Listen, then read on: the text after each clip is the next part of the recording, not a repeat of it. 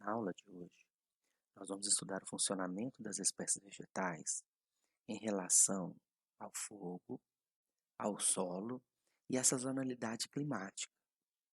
Mas para a gente começar a estudar como as espécies funcionam em relação a esses três determinantes do cerrado, eu vou passar para vocês o conceito de estresse. Estresse, como está escrito, né, no nosso slide, é um fator ambiental que reduz algum processo fisiológico abaixo do máximo que a planta poderia atingir sem esse fator.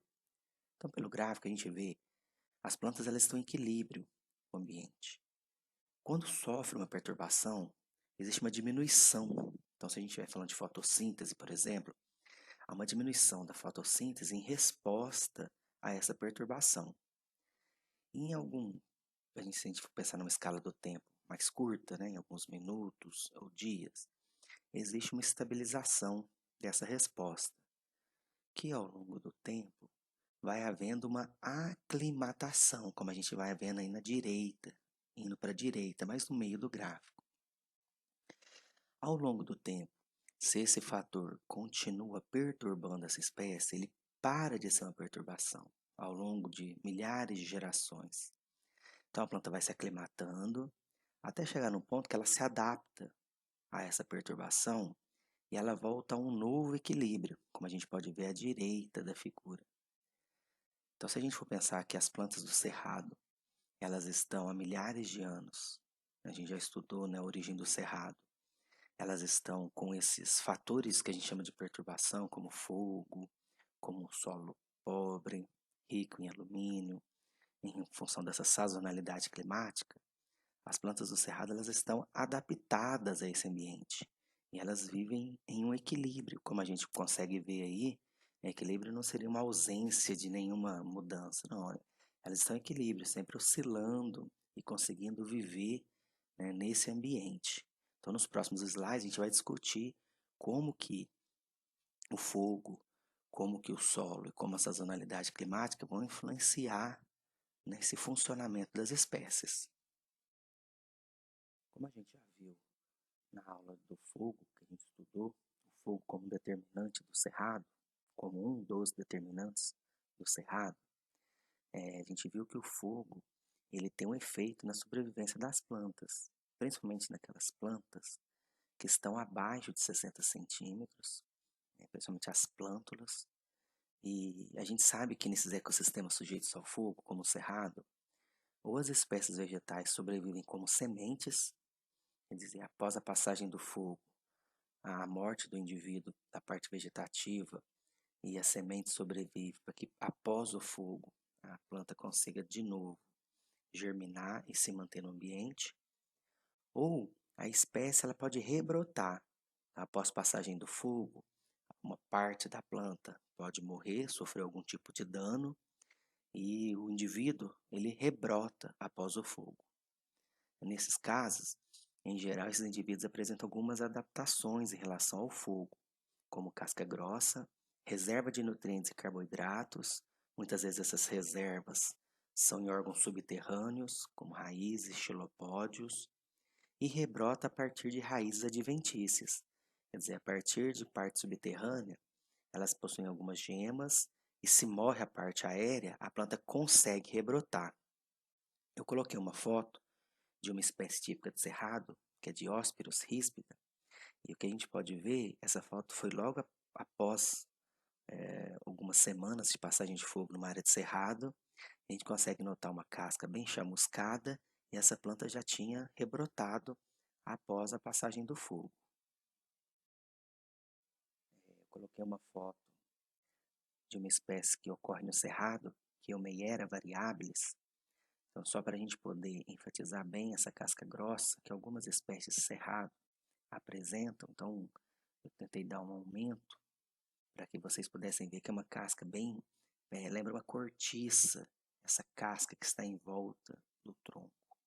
E essa casca mais grossa ajuda a isolar os tecidos internos do corpo da planta em função do aumento da temperatura externa, como a gente já viu até em outras aulas em relação ao fogo. Essa foto também é para ilustrar o que eu falei nos slides anteriores, que quando ocorre a passagem do fogo, algumas espécies de cerrado, elas podem apresentar uma rebrota a partir de raízes. Nesse caso, a gente pode ver o tronco do lado esquerdo, ele, na verdade, toda a parte aérea, ela sofreu um dano de 100% da perda de copa, então ela perdeu toda a folhagem, os ramos, a gente consegue ver que está bem chamuscado esse tronco, e essa espécie ela começou a brotar, após a passagem do fogo, por essas raízes que estavam mais perto da superfície. E ela brotou um novo indivíduo, não teve brotamento na parte aérea que já havia sido queimada, então o brotamento foi todo a partir do solo, e a gente consegue ver que a planta sobreviveu, através de um brotamento, de uma brotação nas raízes. Em relação ao efeito do fogo sobre a fenologia reprodutiva das espécies cerrado, a gente já viu que, desde Coutinho, os trabalhos dele em relação ao efeito do fogo no florescimento de espécies herbáceas, foi demonstrado que as espécies herbáceas florescem após o fogo. Elas apresentam uma intensa floração após o fogo. Porém, em relação a árvores, não existe um consenso. Alguns trabalhos mostram que as árvores elas florescem, quer dizer, o fogo tem um efeito positivo no florescimento de árvores, mas outros não. Então, não existe um consenso em relação ao efeito do fogo sobre a fenologia reprodutiva de espécies arbóreas. Em relação ao efeito do fogo no estabelecimento de plântulas, é um indicativo sobre o adensamento ou sobre o efeito do fogo no adensamento das vegetações do cerrado, das fisionomias. Se as espécies de plântulas elas são afetadas negativamente pelo fogo, em áreas com uma frequência maior de fogo, há uma tendência de ser uma vegetação mais aberta. Em áreas com uma ocorrência menor ou sem ocorrência de fogo, vai existir uma tendência de ser uma área mais adensada, com uma maior quantidade de componente lenhoso. Já se sabe, alguns estudos determinaram, que o fogo diminui ou não aumenta o estabelecimento de plântulas, mas isso principalmente em relação ao primeiro ano. Então, quer dizer que o fogo diminuiria o estabelecimento de plantas e tornaria a vegetação mais aberta. Porém, ao longo do segundo ano, dos anos posteriores, há uma normalização no estabelecimento das plântulas. Então, quer dizer que a frequência do fogo é muito importante para a gente poder determinar se vai deixar uma vegetação mais aberta ou uma vegetação mais fechada no cerrado. E para ficar mais fácil a visualização, essa foto é de Erioteca gracilips, que é uma espécie típica de cerrado, e o que a gente está vendo aí são dois frutos. Em geral, os frutos dessa espécie, de muitas espécies de cerrado, são secos e tem essa casca mais dura. Isso ajuda a isolar o fruto e após a passagem do fogo, esse fruto ele pode abrir, expor as sementes e as sementes serem dispersas. Então, o fruto ter essa característica, essa dureza, essa casca mais seca, ajuda a espécie a não perder esse fruto após algum evento de fogo. Outra característica importante que algumas espécies de cerrado apresentam é as gemas vegetativas serem protegidas por catáfilos. O que a gente consegue ver? Isso é uma gema. À direita a gente consegue ver a gema intacta de Diospyros ríspida. Cada quadrícula nessa figura tem em torno de 1 centímetro quadrado. 1 centímetro de altura, a gente pode ver aí. Então quer dizer que essa gema ela tem mais de 1 centímetro de altura e, pensando em largura, um pouquinho mais de 1 centímetro de largura. Na esquerda eu mostro para vocês a composição dessa gema. As duas primeiras linhas superiores tem uma estrutura que a gente chama de catáfilo. Catáfilo é uma folha modificada que ela tem a função de proteger essa gema. E nas 3 linhas abaixo são folhas. Então, nessa geminha de Diospyros ríspida, todas as folhas que vão estar presentes nos ramos, nesse ramo, elas já estão todas produzidas dentro dessa gema. Quando essa gema se abre, as folhas só precisam crescer para atingir o tamanho maduro. Então há uma produção de folhas após a abertura das gemas. E como essa gema tem essa proteção, é uma gema que ela pode passar por alguns intempéries do ambiente, mostrando essa característica de proteção em relação aos órgãos que vão se desenvolver em ramos e folhas. Existem alguns trabalhos que determinaram que o fogo ele aumenta os brotos de caule em raízes laterais distantes da planta-mãe. Nesse caso, esses indivíduos eles ficam maduros mais rapidamente e ajudam no desenvolvimento da planta como um todo. O fogo, em algumas áreas, ele aumenta a quantidade de espécies que têm reprodução assexual e diminui a reprodução sexual nessas áreas. Então, há um desbalanço entre reprodução sexual e assexual. Outra coisa importante é que existe uma alteração no crescimento dos ramos. Como a gente pode olhar aí na tabela, normalmente as espécies decíduas, elas apresentam uma velocidade de expansão da folha, que é esse lei, e do ramo, que é o sei, são essas duas primeiras colunas da tabela, elas apresentam uma velocidade maior. Quer dizer que em poucos dias, em torno de menos de 30 dias, as folhas e os ramos estão desenvolvidos. Normalmente, as espécies sempre-verdes e semidecíduas demoram mais dias, e o fogo ele teve um efeito de fazer com que as folhas e os ramos das espécies sempre-verdes e semidecíduas tivessem um desenvolvimento mais rápido, mais acelerado.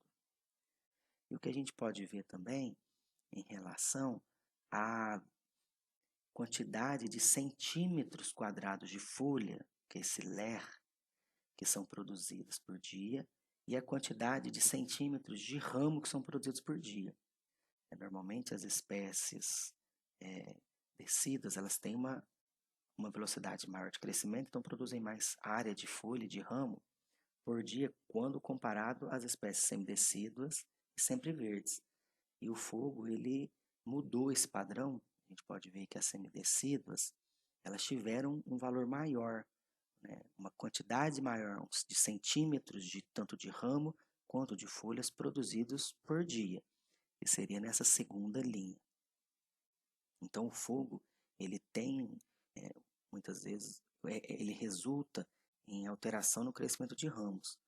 Espécies sempre verdes e semidecidas que tinham um crescimento mais lento e contínuo apresentam um crescimento mais sincrônico e rápido, comparado às espécies decíduas.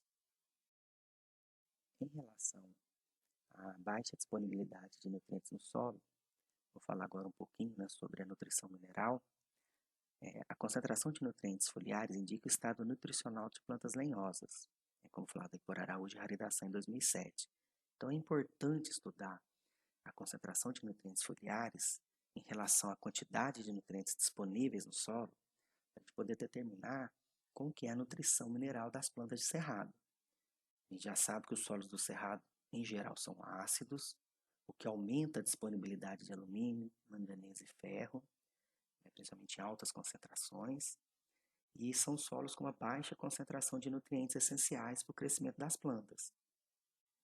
Em relação à adaptação ao alumínio, existem algumas estratégias. Ou a planta evita absorver esse elemento do solo, ou ela acumula em folhas, raízes e até sementes, como acontece em diversas espécies de cerrado.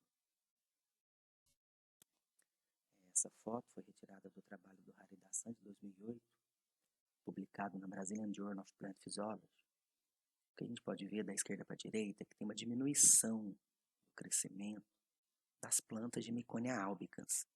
Essa espécie da família Melastomataceae, e ela é típica de cerrado e acumuladora de alumínio. À esquerda, essa planta foi cultivada em solos ácidos, porém mais férteis. No meio, essas plantas do centro foram cultivadas em solos ácidos e pobres. E à direita, foram cultivadas em solos calcários e alcalinos. O que a gente consegue ver é que nos solos ácidos, mesmo nos solos mais férteis, né, essas plantas de cerrado, como a gente já viu, respondem a uma maior fertilidade, elas têm um crescimento normal, principalmente as plantas do centro. Na direita, o solo rico em calcário e alcalino, as plantas têm um crescimento prejudicado, apresentando clorose nas folhas e um crescimento muito menor em comparação às plantas crescendo em um solo pobre e ácido, que são essas plantas do meio, mostrando que o alumínio ele tem alguma função no corpo da planta. E as plantas estão adaptadas a essa baixa disponibilidade de nutrientes no solo e ao solo serem ácidos. As espécies de cerrado, elas apresentam alta eficiência no uso de nutrientes. Assim, mesmo esses nutrientes estando em concentrações baixas no solo, elas conseguem absorver esses nutrientes e utilizar de uma forma eficiente no crescimento. Outras adaptações que essas plantas apresentam, o dimorfismo radicular, então tem uma raiz que é bem desenvolvida tanto na parte superficial do solo quanto na parte mais profunda, transpiração noturna, reabsorção de nutrientes antes da senescência foliar, que é importante, né? Então antes da folha ser perdida, alguns nutrientes eles são retranslocados para as folhas mais jovens, e também associações micorrízicas, que ajudam na absorção de elementos essenciais para o crescimento da planta. Como a gente já viu, muitas espécies de cerrado, elas sincronizam a produção de ramos e folhas para o final da estação seca. Nesse caso, a gente consegue ver que no início da estação chuvosa as folhas vão estar totalmente expandidas. E isso diminui a perda de nutrientes por lixiviação e diminui a herbivoria, que ela é maior na época chuvosa. Diminui a herbivoria nas folhas jovens. Então, na época chuvosa, como as folhas estão totalmente desenvolvidas, elas já estão mais protegidas em relação à herbivoria. Nessa foto, a gente consegue ver as folhas totalmente expandidas de Aspidosperma tomentosum já em outubro, que é o início da estação chuvosa. E as folhas totalmente desenvolvidas, elas estão protegidas, tem uma proteção, que como a gente consegue ver na foto, são folhas mais duras, coriáceas. Existe uma diminuição das trocas gasosas no período seco quando comparado com o período chuvoso. Existe uma diminuição da condutância estomática, isso leva a uma diminuição da transpiração e uma diminuição da fotossíntese, quando a gente compara no período seco e o período chuvoso. Porém, a eficiência no uso da água ela é similar tanto ao longo do dia, nas horas mais quentes do dia, e em relação às estações, quando a gente compara seca e chuva. Quer dizer que as espécies elas conseguem manter uma eficiência no uso da água nas horas mais quentes do dia e quando a gente compara a estação seca e estação chuvosa. E como a gente já viu, existe uma retranslocação de nutrientes.